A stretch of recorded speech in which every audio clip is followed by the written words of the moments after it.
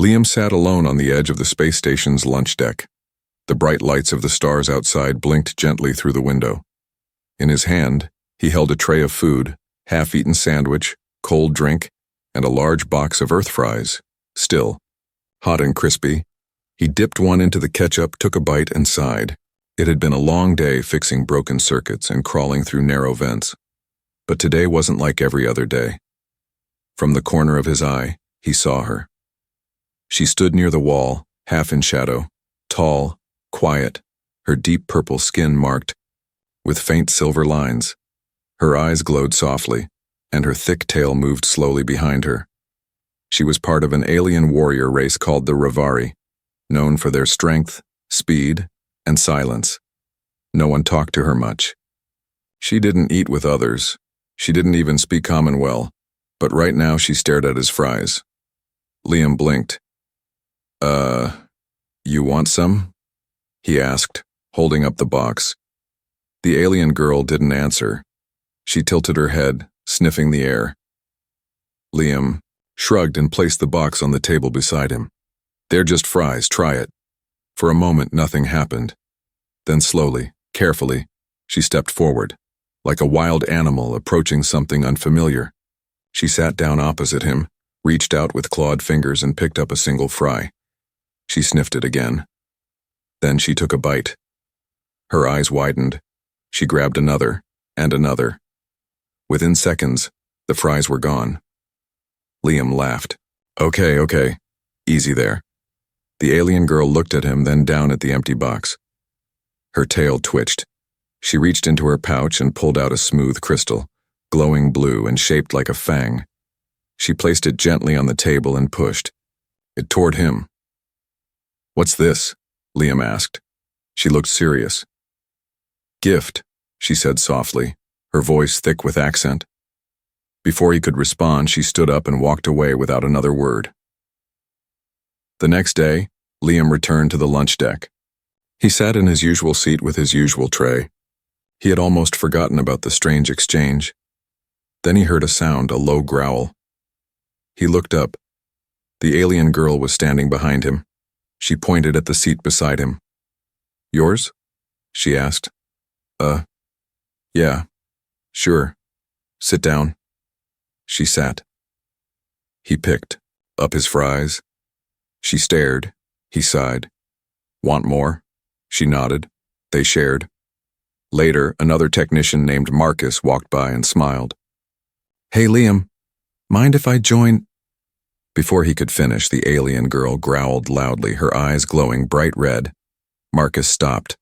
"Whoa, easy." Liam raised an eyebrow. "What's your problem?" The alien girl didn't answer. She leaned closer to Liam and crossed her arms, her tail wrapped protectively around the leg of the table. Word spread fast. By the end of the day, everyone on the station was talking about the strange bond between Liam and the Ravari girl. "Did you hear? She almost bit Marcus. I heard she gave him a sacred crystal." "No way, that's like a claiming thing in her culture, right?" Liam was confused. "He just shared some fries, that's all. Right?" That evening, he went to his quarters. As he opened the door, he nearly jumped. She was sitting inside. Calm. Silent. Waiting. You followed me?" he asked. She stood up and nodded. Liam scratched the back of his head. "Why?" She looked at him with eyes full of something between loyalty and warning. Then she spoke slowly. "You fed me. You protect me. I protect you." Liam blinked. "That's not how this works." She tilted her head again. "Human words strange. Ravari laws simple. You gave food, I give bond." Liam sighed. "Okay. I think we have a misunderstanding." She took a step closer. "No mistake. You mind." His mouth opened, then closed. This was going to be a very strange week.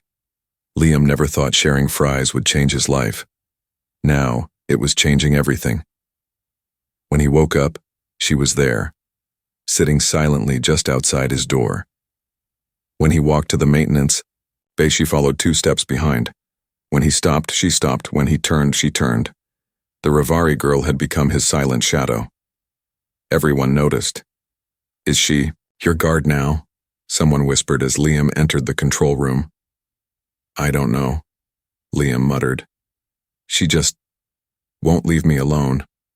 Her name was Karina, though Liam only learned it by accident. She never offered it. Not even when they shared food. It was written on her ID badge hanging from her belt beside two small blades. One engineer tried to joke about it. "So, you got yourself an alien girlfriend, huh?" Liam laughed nervously. Karina didn't. She stepped between them, eyes narrow, tail swishing slowly. "You speak bad," she said coldly. The man backed away. Liam asked her that night, "Why are you following me everywhere?" She sat across from him, legs crossed, hands on her knees. "You gave food." "No Rivari male gives food unless bond is real. But I'm not Rivari." "You are now," she said, completely serious. Liam sighed. "That's not how it works." She tilted her head. "Then how does it work?" He had no answer. Later that week, Liam had to repair a broken plasma valve in the lower deck. It was hot, cramped, and dangerous. He crawled into the vent, tools in hand. Karina waited at the entrance. "You don't need to wait," he said. "Go rest." She didn't move. "I will guard," she said. An hour later, Liam came back out covered in sweat and grease. She handed him water before he even asked. The real trouble started in the mess hall. A friendly crew member, Tasha, sat beside Liam during lunch. Karina watched. Tasha smiled at Liam, teasing, "Hey, you ever going to eat without your bodyguard?" Liam chuckled. "I think she's just protective." Tasha reached across the table, playfully poking Liam's shoulder. "Well, you're cute. Maybe I'll crash." The table flipped. Food spilled. Karina was on her feet, standing between them, growling like a wild beast. Her claws were out, eyes glowing. Tasha froze. "Whoa, it was a joke," Karina hissed. "You do not touch what is claimed." Liam stood up fast. "Karina, stop." Everyone stared. The mess hall went silent. Karina looked around, then back at Liam. Her growl faded, but her eyes stayed sharp. She picked up his tray, put it on another table far away, and motioned for him to follow. That night, Liam sat in his quarters, head in his hands. The door chimed. He didn't answer. It opened anyway. Karina stepped inside. Quiet. "You are angry," she said. "No." He sighed. "I'm just confused." She stood silently, waiting. "You scared Tasha. You almost attacked her." She touched. "She's human, it was friendly. In Rivari law, touch means challenge." Liam stood. "But this isn't Rivari space, this is a human station." Karina's expression softened. "I do not know human ways. But I know one thing." "What?" "You fed me when no one else did. You looked at me when others looked away. That means everything." Liam looked into her eyes. She wasn't dangerous. She was loyal. Maybe too loyal. He sat down. "Okay," he said. "But you can't growl at everyone." She thought. "For a moment, I will try." The next morning, Liam walked to engineering. Karina followed. Again. Only this time people stepped aside quicker, some out of respect, some out of fear. But Liam? He just smiled. He had no idea where this strange bond would go. But one thing was clear. She wasn't just following him. She was protecting him with everything she had, and no one, not even another human, could get close. The space station had seen many things. Black hole storms, alien traders, and space pirates, but nothing spread faster than rumors, and now everyone was talking about Liam and Karina. Some called her his bodyguard. Others whispered she was his pet, but Rivari warriors on the station? They were not amused. One afternoon, after Liam finished adjusting a coolant stabilizer, two Rivari guards in full battle armor stood waiting outside the engineering bay. "Human," one said, voice deep and rough. Liam blinked. Hi? You will come. The council speaks. Karina stepped in front of him instantly. Her claws were out, her shoulders tense. The taller Rivari narrowed his glowing eyes. Stand down, Karina. This is your doing. Liam raised his hands. Hey, is this about the fries? Because I swear... Silence. They marched him down a narrow hallway, to a private chamber rarely used by humans. Inside, 3 Rivari elders sat in a semicircle. Their faces were lined with age and wisdom. Their armor was ceremonial, marked with glowing tribal symbols. Karina stood beside Liam like a silent mountain. The eldest one spoke. Human, do you understand what you've done? I... Shared fries? A few growls echoed. Food, the elder continued, in Rivari law, is not just survival. It is intimacy, a public sign of bonding. You gave her your food and your trust. Liam looked at Karina. She looked straight ahead, proud and still. I didn't mean anything wrong, Liam said quietly. She was hungry. That's all. The elder narrowed his eyes. Intent does not erase meaning. They told Liam that Karina was from a noble bloodline. She had been trained since birth to fight, to obey, to serve, but after a failed mission years ago, one where she chose mercy over orders, she was labeled unfit. No one claimed her. She wandered alone, until Liam offered her food.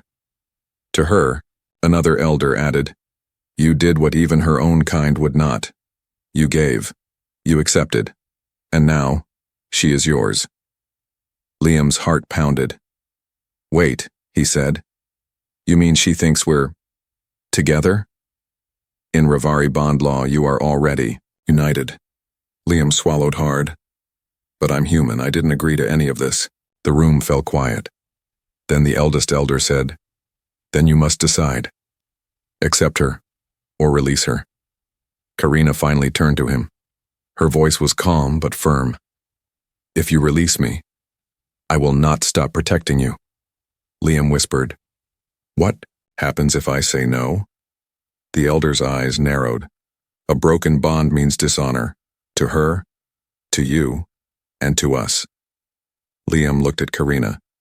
She had never asked for anything. Not thanks, not attention. Only one thing had changed her life. A box of fries. And now she stood ready to face exile again if that's what he chose.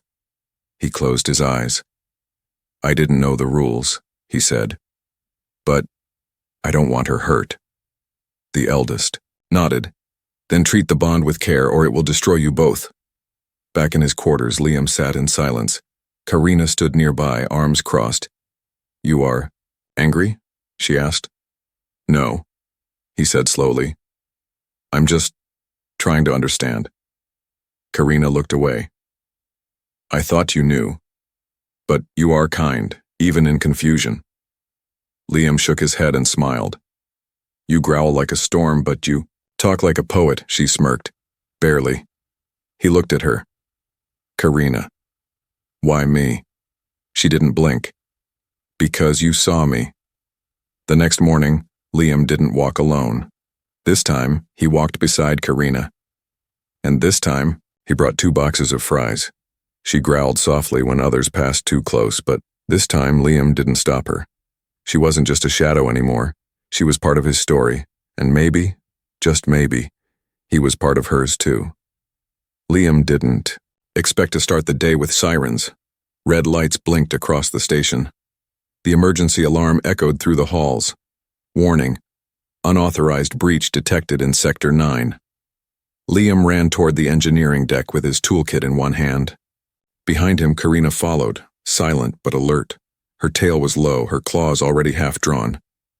Do you know what's happening? He asked her. She didn't answer, but her body shifted into a combat stance. She knew trouble when she smelled it. Inside the control room, chaos. Screens flashed. Crew members shouted. A young officer looked up at Liam and yelled, Power surge, in docking bay 3. Someone hacked through the gate systems. Liam's job was to stabilize the grid before it fried. He sat at the panel typing quickly. Give me 2 minutes. If I can reroute the currents, I can lock the blast doors. Karina stood near the entrance, watching every shadow. And then, they came. Not pirates, not raiders. Something worse. Mercenaries. Well-armed, full armor, sharp weapons, moving like they owned the place. Their leader raised a shock rifle. Step, away from the panel. Karina didn't move. The merc raised his voice. "That's an order." Karina growled, a sound that made the metal walls vibrate. He aimed his weapon at Liam. That was a mistake. In less than a second she launched forward, fangs bared, claws flashing. The merc's rifle fired, but it didn't matter. She was faster. She slammed into him like a meteor, sending him crashing into the wall. The others opened fire, but she twisted, dodged, leaped. She wasn't a warrior, she was a storm. Liam ducked under a console, heart racing. "Karina!" he shouted. She roared in reply. One by one, the mercenaries fell. Not dead, but broken, disarmed, afraid. The last one tried to run. She caught him by the collar and held him in the air. Then, slowly, she turned to Liam. "Are you harmed?" He stood up, shaken. No. I'm okay." She dropped the merc to the floor. Security rushed in seconds later, stunned at the scene. Liam stood in the center, surrounded by downed enemies, and Karina, standing over them like a guardian beast. Later, the station captain called Liam in for questioning. "I hear your alien partner nearly tore a group of armed men apart," she said, arms folded. "She saved my life," Liam replied. "People are scared of her now." Liam leaned forward. "They shouldn't be scared of her. They should thank her." The captain paused, then nodded. "She'll be watched closely." That night, Liam sat with Karina under the stars at the viewing deck. "Why do you do this?" he asked quietly. "Why do you fight like that for me?" She stared out the window, where twin planets glowed blue in the distance. "Because no one ever fought for me." Liam didn't know what to say, so he just sat beside her in silence. After a moment, she added, "You gave fries. I give blood." He laughed. "That's one hell of a trade." She blinked, confused. "Hell, trade?" He waved his hand. "Never mind, it means you're amazing." She smiled, just a little, but it was real. Liam couldn't sleep. The images from the mercenary attack still flashed in his mind. Karina moving like a shadow, her claws slashing, her roar shaking the room. But what haunted him most wasn't her power. It was her eyes after the fight. They didn't look proud. They looked sad. The next day, he found her sitting alone on the outer deck, staring at the stars through the glass. She didn't move when he walked in. "Karina," he said softly, "can I ask you something?" She didn't answer, but her tail flicked once. "Why did your people leave you? Why do they treat you like you don't belong?" Still no answer. He sat beside her. "You're not just a warrior," he said. "You're something more. I see it. Everyone sees it." Finally, she spoke. "My kind do not see." Karina began to tell her story. Quietly, slowly. She had been part of the Rivari, elite, trained for combat since she was a child. She was faster, stronger, and smarter than most of her peers. But she was different. Where others killed without thought, she hesitated. She questioned orders. She showed mercy. Her last mission had been on a jungle moon. A rebel colony was hiding, a child accused of stealing military food rations. Her commander ordered her to execute the child as a message. She refused. "I lowered my blade," she whispered. "They raised theirs at me." She survived the punishment, but her name was stripped from the warrior lists. She was declared soft, a disgrace. No one spoke to her again, until Liam. Liam sat silently, taking in every word. "You didn't fail," he said. "You were the only one who did the right thing." Karina turned to him. Her voice was, "Oh. Kindness is weakness in Rivari law. Then Rivari law is broken." She blinked, surprised by his boldness. He smiled. You growl a lot, but you've got a bigger heart than most humans I know. She looked away, but he saw the edge of her lip twitch. Almost a smile. Almost.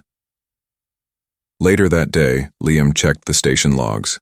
He found her file, classified, restricted, but with a little creative bypassing. Okay, fine. Hacking. He opened it. What he saw shocked him. Her DNA wasn't just Rivari.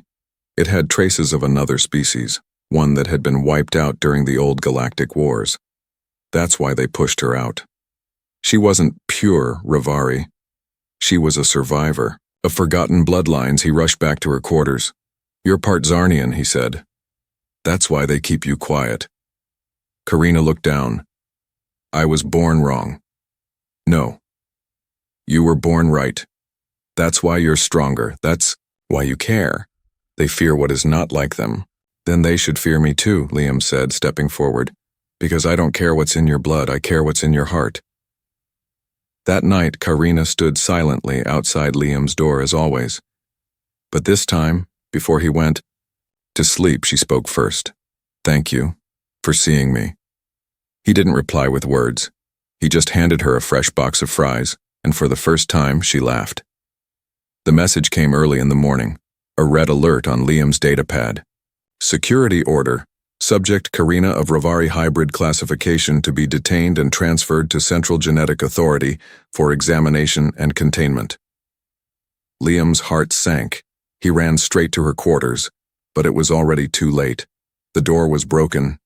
Inside, the room was torn apart. Blankets shredded, table knocked over. No Karina. Liam turned and sprinted down the hallway. He didn't care about rules now. He didn't care who was watching. He only knew one thing. They were taking her, and she didn't want to go. He reached docking bay 4 just in time. Karina was inside a magnetic cage, glowing blue bars locking her arms behind her back. 3 armored guards stood nearby. One of them, a human officer in a silver coat, noticed Liam. Stay back, the officer said. This is official genetic containment protocol. She didn't do anything wrong, Liam shouted.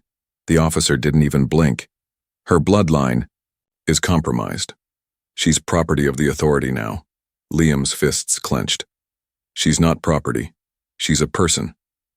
Inside the cage, Karina didn't move, but her eyes were on him. No fear, just sadness. Liam stepped forward. Let her go. A Rivari security agent raised a pulse rifle. One more step, human, and you'll be next. Then Karina did something no one expected. She snapped the cage. With a roar of pure rage and pain, her claws pierced the energy field. Sparks flew. Metal groaned. The entire cage collapsed in seconds. The guards jumped back. She stood tall, chest rising with deep breaths, her tail lashing like a whip. She looked at Liam, and she said one word, run, but Liam didn't run. He stepped forward and stood beside her. She's not leaving this station unless I leave with her. Silence. Weapons aimed. The lead officer growled. This is treason. No, Liam said calmly. This is humanity. Before a single shot could fire, the alarms went off again. Incoming vessel detected, unregistered craft, emergency lockdown in 60 seconds. Karina glanced at Liam. Pirates? He asked. She nodded. They come fast. The officers panicked. Forget the girl, secure the station. The guards fled toward the command center. Liam turned to her. Are you okay? Karina's arms bled from where the field burned her. But she nodded. You stayed, she whispered. He smiled. You really thought I'd leave after all the fries we shared? She chuckled. Just once. Then she grabbed his hand. We run now, she said. They sprinted together down the corridor, alarms blaring. As the docking bays shut down, Liam realized something. The only person he trusted in this moment of chaos was her, the girl who growled at strangers, the warrior who once sat quietly in the corner, the alien who now risked everything, not just for survival, but for him. They reached engineering. Liam dove into the control panel, typing as fast as he could. Karina stood behind him, ready to fight. Reroute power, she said. I'm trying. More speed. I'm going as fast as human fingers can go, she growled. Suddenly, bang! A blast hit the door behind them. Pirates. Karina turned and bared her fangs. I will hold them. Liam looked up. Wait, don't you leave? Me again. She glanced back. I didn't leave. They took me. This time, no one would take her. The station shook. Loud booms echoed through the metal walls.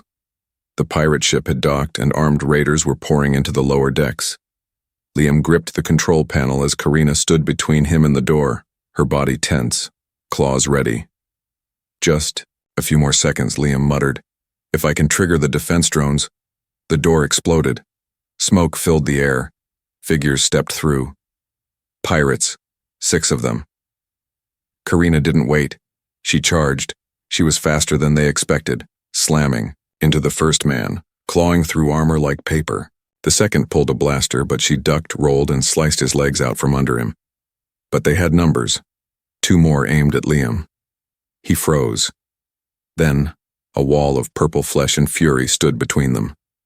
Karina took both hits. Sparks flashed across her armor. She didn't fall. She roared, and the pirates ran. When it was over, Liam rushed to her side. You're hurt.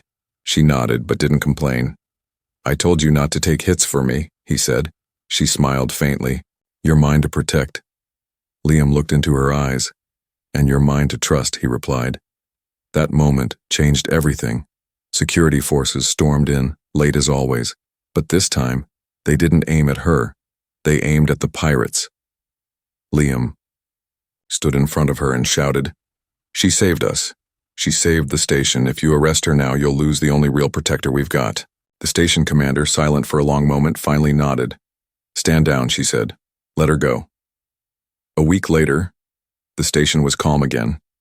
Karina sat beside Liam, this time at a clean table in the mess hall.